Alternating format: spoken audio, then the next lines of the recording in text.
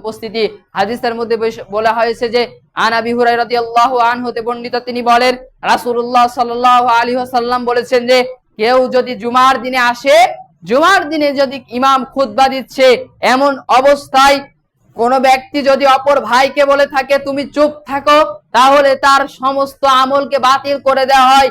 অথবা উক্ত হাদিস দ্বারা আমি আপনি যেটা বুঝতে পারছি যে জুমার সালাতের ইমাম যখন খুতবা দিচ্ছে, এখন আপনার সাইডে কেউ রয়েছে অথবা ছোট বাচ্চা রয়েছে, তাকে যদি বলো চুপ থাকো, তাহলে যে জুমার দিনের নেকি রয়েছে সেই নেকি থেকে আপনি বঞ্চিত হবেন।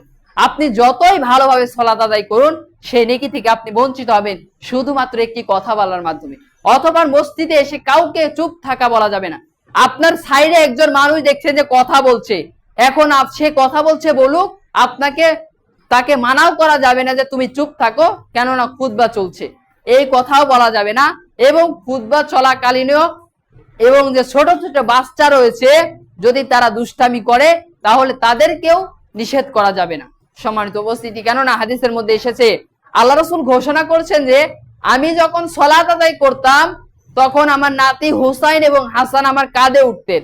অতঃপর হাদিস দ্বারা যেটা বোঝা যাচ্ছে যে আল্লাহ রাসূল যখন সালাত আদায় করতেন তখন তার কাঁধে হাসান এবং হুসাইন তার নাতিরা তার কাঁধে উঠতেন এবং তাকে বিরক্ত করতেন। অতঃপর আপনাকে যদি জুমার দিনে অথবা যে কোনো সালাতে হোক না কেন, যদি ছোট ছোট বাচ্চা এসে আপনাকে বিরক্ত করে, তাহলে তাকে তাড়িয়ে দেওয়া যাবে না।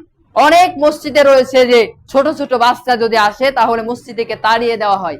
সম্মানিত উপস্থিতি, মসজিদে তাদেরকে আনতে হবে, তাকে সালাতের শিক্ষা তাদেরকে দিতে হবে, মসজিদে থেকে তাকে তাড়িয়ে দেওয়া যাবে না। সম্মানিত উপস্থিতি, বলছিলাম যে জুমার দিনের সালাত এবং তার ফজিলত সম্পর্কে।